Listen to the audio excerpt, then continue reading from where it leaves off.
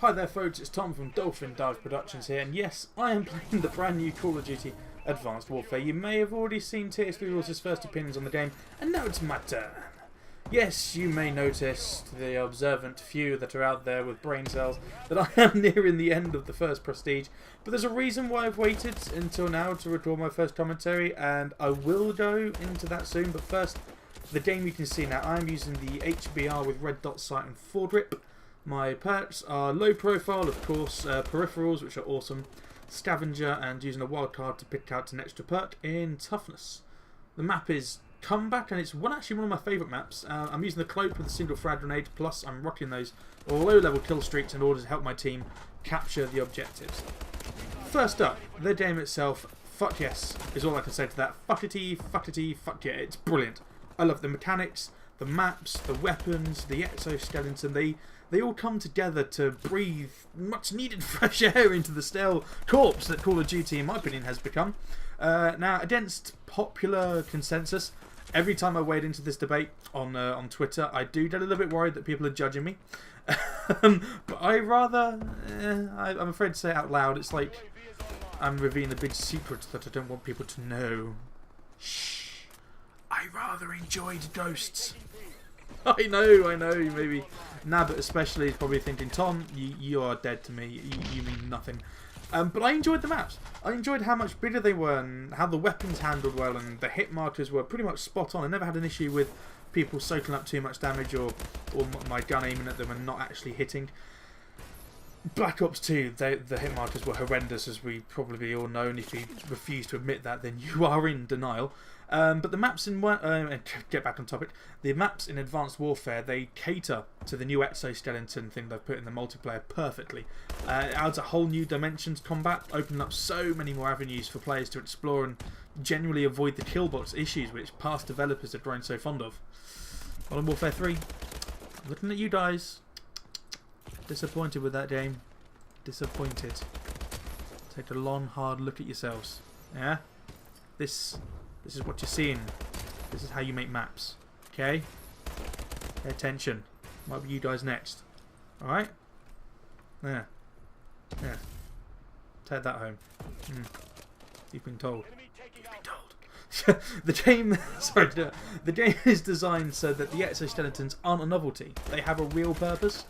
They enable you to boost jump and boost in different directions while in mid-air, while shooting, whilst on the ground you can dodge left, right, go around corners, pop back if you see an enemy that you don't like that may be shooting at you, so you get back into cover quicker. And if they're used well, if you get really good at it and they're in practiced hands, they had a real advantage in combat that doesn't feel cheap.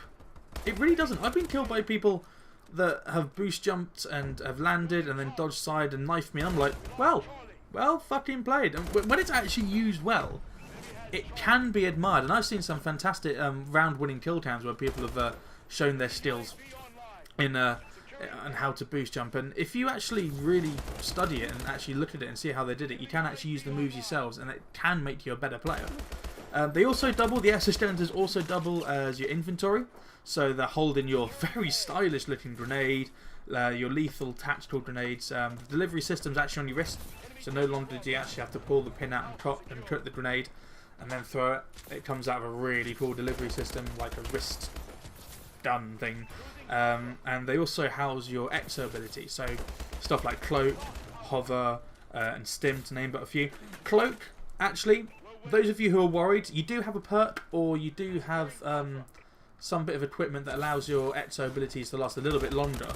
But the cloak is, I'm not going to say it's overpowered at all, because I balanced it so well. You can actually see the outline of the person if you look hard enough when they move, and the cloak doesn't last very long at all. So to say, and it doesn't regenerate in the same life. So if you go on a 10 kill streak using your cloak or your stim or any of your exo abilities, as far as I know, none of them recharge if you don't die. When you die, it comes back along with your frag grenade and your bullets and your ammo and your guns and whatnot. But your abilities do not recharge, only when you die. And it's so well balanced. The guns are well balanced, with each having their own pros and cons. And even though the starting assault rifle, I believe it's the BAL, I'm using it a lot as well before I found a couple of rifles and a couple of weapons that I really enjoy using at the moment. The barrel is used by a lot of players. I'm yet to find, if there is one, I'm sure there will be a gun that everyone or competition gamers will prefer, and that may become a predominant thing. But I'm yet to find a dog gun of any kind that makes all other weapons obsolete. The beam weapons, again, they're fun, but they're a bit of a novelty. They don't do that much damage. They're not overpowered. You can't just scythe an enemy in half. You've actually got to keep it on them. Overheat really quickly. And the weapons that reload a little bit quicker, the BAL and the IMR assault rifles. If you had 20 bullets left in your clip when you reloaded, you'd lose those 20 bullets from the rest of your ammo. So your ammo would actually decrease, encouraging you not to reload and to pick your shots.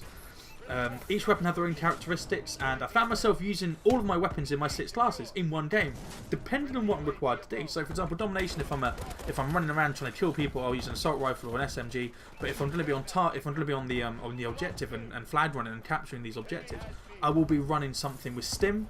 I'll be running something which I can hip fire with. If there's quite a few enemies coming in, just get shots down and get rounds down and try and kill as many as possible before being overrun. I'll use an SMG with laser sight. And the support drops as well, which they've added, which is from like Battlefield, where you can when you get to a certain point, you get some really cool equipment or some really cool guns. On this, they're seemingly random. I'm sure there is something that builds towards it, if you know what I mean. There's like a bar or an experience bar or something. If you complete a challenge, you get one. But you can open them up at the end of the game if you get one, and they give you some really cool gear, so you can customize your character, glasses, hats, that sort of thing, exoskeletons, whatever. Or weapons with potentially really good stuff attached to it. I've got a MK14 assault rifle that has the extended mags built in, so when I'm choosing my my weapon and that doesn't go towards that how do I put it? The extended mags don't go towards my pick 13. That's a free pick. I can then pick something else, and they do upgrade. They can upgrade their stats. So, for example, if it's upgraded damage, it might reduce in other areas like handling or accuracy. But it's so many cool things that you need to take into consideration. You find yourself using a gun that you hadn't considered before purely because it has upgraded handling and upgraded damage. All of this is put into the system, as I referred to just a minute ago, the Pick 13, taken from one of the few things Black Ops 2 actually did well, and you find yourself in a constant balancing act when unlocking new weapons, gear, exo abilities. The attachments on the guns received from supply drops, as I said, don't count as to one of the 13, so again, the incentive to use a gun you wouldn't normally consider, just to open up an extra slot to pick 13, so you can pick an extra grenade, or maybe use a wild card to give you an extra bit of equipment on your gun, or another score streak. It just keeps you juggling. Now, the reason why I've waited until now to make my first commentary, the reason is simple. The game has a huge learning curve.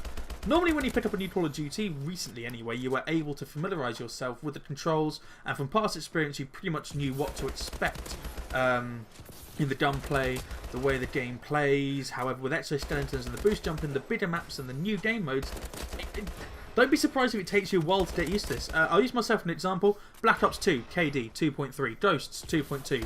Black Ops 1, my KD was 2.71. KD in AW, Advanced Warfare, 1.45. It took me at least 6 hours of game practice to actually start using the exosuit correctly. And I think this is, in this gameplay, I noticed I was pulling out manoeuvres and plays, getting kills in spots that I wouldn't normally have done like 6 hours ago, 6 hours game time. But I was doing it without having to think, and it made me all warm and fuzzy inside. But to new players, I could see them growing frustrated at the string of deaths that they might receive at the beginning.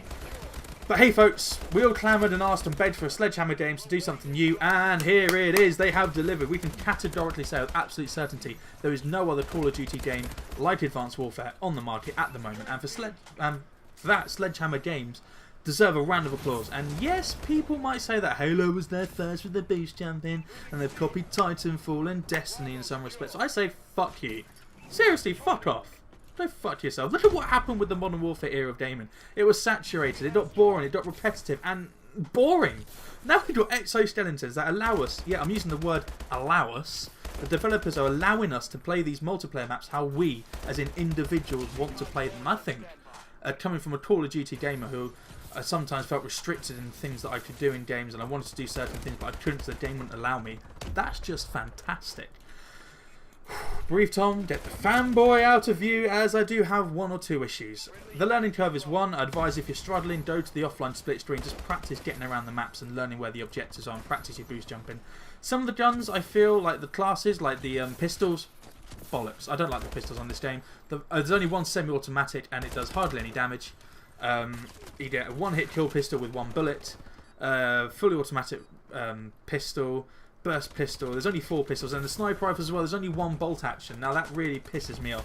It just cheapens sniping and makes it seem easier, and that's just wrong. That's my opinion, but that's just wrong. Making sniping easier is not a way around the issue of quick scoping or anything like that. But guys, that's the end of the video. I've had a lot to say and it's a lot to take in, but guys, take it from me, this game, if you value my opinion at all, I mean, why would you? Look at me. I'm an idiot. I'm a fanboy about Call of Duty, but this is the game that you've been waiting for. If you're going to join the series, or you're thinking about joining back in the series after the last couple of games, come back now. Seriously, it's so worth it. Guys, I hope you've enjoyed the video. I don't even care that my KD is shit, because I'm having so much fun. Oh! Before I go, yes, I know I'm overrunning now, the video's black, whatever. I'll see if I can find a screenshot to put on, but the DLC, the zombie game mode that we were promised or that we were looking for, we were told was going to be in, it is in, but it's only coming out on DLC. It's annoying, but we all know what Activision are like, and they want as many people paying for DLC as possible. Doesn't bother me, I bought my season pass like the little fanboy I am, so booyah. Guys, thank you for watching. As always, if you'd like to hang out with me or TS3 Rules, drop us a line, add either TS3 Rules or Tom000123. Drop us an invite, we'll play some games with you. We want to hear what you guys are as well. So drop a like, comment, rate, subscribe. Guys, thank you so much for watching, and until next time, goodbye!